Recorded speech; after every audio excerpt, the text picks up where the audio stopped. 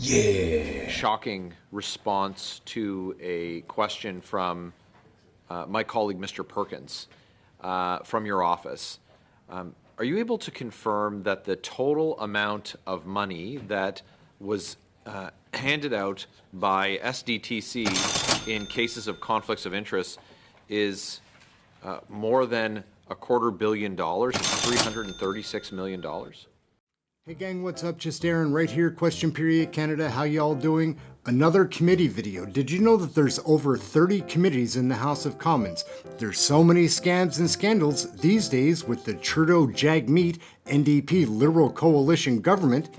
They never seem to slow down. They're always exciting. We get to see some of the best Conservative MPs, the official opposition, driving home the questions. Not very often do they get answers though. The witnesses, the citizens, are always unprepared. The members of Parliament are always hostile and confrontational. These videos are exciting. We'll probably get to see Larry Brock, Stephanie Kusi, Melissa Lantsman, Josh Raj Halan, Michael Cooper, Michael Barrett. There's so many great MPs that take part in these committees. Let's take a peek. Who knows? We might see Jamil Javani in one of these. He's around the committees too. Let's take a peek at what's hot off the presses today. Always a committee video, usually not an answer, but we will have more questions. Let's take a peek.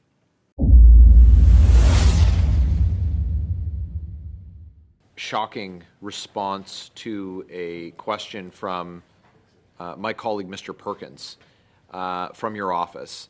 Are you able to confirm that the total amount of money that was handed out by SDTC in cases of conflicts of interest is more than $250 million? It's $336 million. So I'd like to just provide a bit of clarity to the figures. So there were 96 cases of conflict of interest that we believed were managed well, where board members recused themselves from the vote. Those were linked to $259 million of funding. Then there were 90 cases, as we noted in the audit, where there was conflict of interest that were not properly managed, where individuals who had declared a conflict of interest continued to be involved in the discussion and then vote. Those were linked to $76 million of funding. Why you can't just add the two up is some of the funding appears in both buckets. So it isn't just a case of adding the two numbers, but it represents a total $319 million. $319 million in the cases of the conflicts of interest. Thank you very much. Mr. Kennedy, when was the minister or his staff first informed about any of the findings of the RCGT report? The date, please, sir. So, Mr. Chair, I'm looking at the chronology here. The minister was briefed on the results of the fact-finding exercise and the next steps on the 27th of September 2023, and there's a briefing note that would have been my office would have provided him to support that discussion. So, prior to end September, you never discussed any findings at any stage of the RCGT report with the minister or his staff before that formal briefing at the end of September?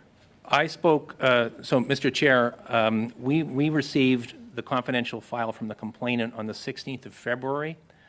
We briefed the minister shortly thereafter on the fact that we had received this binder and of the proposal to conduct this review using a third-party audit firm. Then the review kind of unfolded between sort of early March and late September, when the minister was briefed on the findings, in late September on the date that I noted. But certainly I would have let him know the review was continuing and so on. You know, I meet the minister regularly, so I would have maybe orally let him know that the RCGT was continuing its work. But the briefing on the findings, Mr. Chair, was the 27th of September, 2023. You know, we heard from your CFO that there were multiple discussions in June, and then prior to the September date, that the minister was read in on it. So you agree with Mr. McConaughey's statements that the minister had been read in on the status of the RCGT report, not at the end of September, but in fact in June. I would have, as part of normal practice, kept the minister apprised of the fact that the audit work was continuing. We had, and again, I believe this is a matter of record, but we had received a preliminary assessment from RCGT on their work, and we actually amended the contract for them to do additional field work. That was in early June. So there were kind of multiple rounds with RCGT where we asked them to go back and do additional work. But as I say, the results were presented to the minister on the 27th of September. On the 15th of September, SDTC says that you told them there would be no further investigation and they should consider suspending funding. So you made the decision on the 15th prior to briefing the minister in full to that effect. That wasn't the minister's call, that was yours? There were a couple of, there are two things, Mr. Chair, I think happening here at the same time. One is that there's the work that RCGT was doing and the dates I've noted, Mr. Chair. And the second was SDTC, the way they normally operate, this is my layperson's description, they have a kind of a regular funding cycle where they do reviews of projects and they make funding awards. When I spoke to the organization, I advised them that it would be unwise to kind of continue business as usual. So that was your decision? Well, it was really SDTC's decision to kind of suspend. At this point, the minister hadn't issued a formal stop order, but it was advice that, they have a board meeting coming, and it's like you may wish to delay decision-making because the audit report is almost final. Okay. We'll be talking to the minister, and, you don't So I'm want running short on time, sir. Sorry. The findings were produced by RCGT in May. The study was extended. Did you make that decision, or did the minister make the decision? That would have been made by me. It would have been the department's decision to extend that. So the findings were enough for ISED to discuss an action plan, including a new office of a director general level to deal with it, but that never materialized.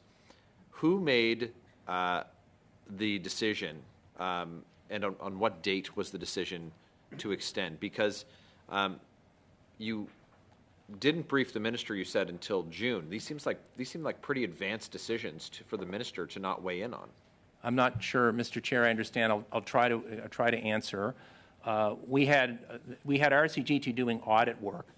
The audit work clearly, picked up that there might be issues. We wanted them to do additional field work so we would know, we would have a definitive assessment to present to the government. When we were getting closer to the final report being ready for presentation to the government, we also were working on our management response and action plan, which I can make available to the committee. I believe it's a matter of public record, but that was the actual response to the audit. What would we do in response to these findings that were problematic? Thank you very much. Up next is Ms. Shanahan. Hey gang, so there we go, another wild and crazy committee video. We always get to see the best here. Larry Brock, Shannon Stubbs, Rick Perkins, Michael Barrett, Michael Cooper, Melissa Lanceman, Josh Rush, Halon. There's a long list, guys. I just mentioned only a few of the names. These committee videos, guys, are wild. We'll be covering Canadian federal politics, sharing that with you. Like, subscribe, share, get notified, all those fun things. Leave a comment. I do love the comments. That's it. We'll be back with more information to share and probably another committee video or two coming down the pipes. Remember to like and subscribe. It does help. My name's Aaron. This is Question Period Canada. Catch you next video. Thank you for watching this one.